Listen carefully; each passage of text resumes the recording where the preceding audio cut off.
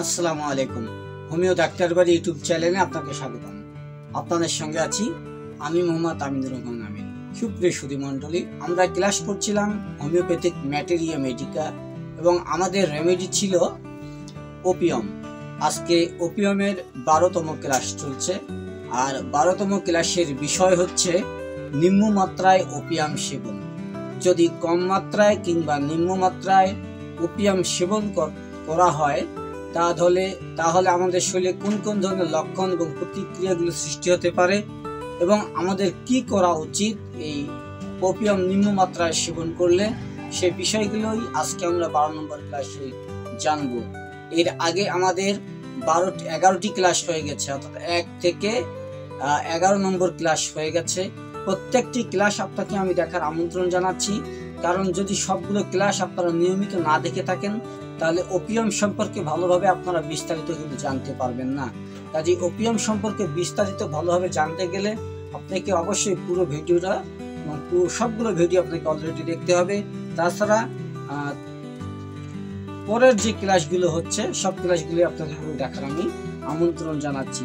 চলুন কথা না বাড়িয়ে শুরু করি আজকের ক্লাস ওপিয়ামের নিম্ন মাত্রায় সেবন। তো সুপ্রিয় বন্ধুরা, যারা এখন আমার চ্যানেলটিকে সাবস্ক্রাইব করেননি অবশ্যই চ্যানেলটিকে সাবস্ক্রাইব করে দেবেন এবং পাশে থাকা বেল আইকনটি বাজিয়ে দেবেন, যাতে করে পরবর্তী গুরুত্বপূর্ণ ভিডিওগুলো আপনারা সবার আগে পেয়ে যান। তো চলুন আলোচনায় চলে যাই। ওপিয়াম একটি মাদক এবং নিদ্রাকারক ওষুধ। ওপিয়াম হচ্ছে একটি মাদক এবং নিদ্রাকারক ওষুধ, তাই এটা নিম্ন শক্তি যদি অতিমাত্রায় প্রয়োগ করা হয় তাহলে বিষক্রিয়ার দরুন মাতলামির লক্ষণ প্রকাশিত হতে পারে এবং সেই সঙ্গে নিদ্রালুতা অর্থাৎ ঘুম ঘুম ভাব কিন্তু প্রচুর দেখা দেবে। আমি আবার বলছি, ওপিয়াম হচ্ছে একটি মাদক এবং নিদ্রাকারক ওষুধ।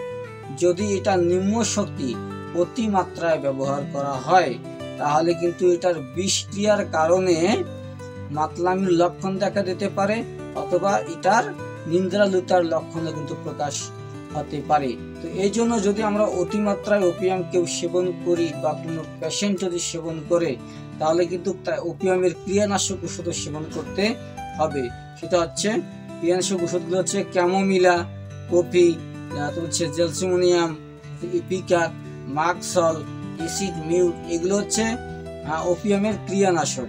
তো অবশ্যই যদি কোনো ব্যক্তি ওপিয়াম বেশি সেবন করে থাকে, সূক্ষ্ম মাত্রায় কম মাত্রায় যদি সূক্ষ্ম মাত্রায় যদি বেশি সেবন করে থাকে তাহলে কিন্তু এই বিষক্রিয়ার দরুন তার মাতলামি এবং নিদ্রালুতার প্রভাব দেখা দিতে পারে।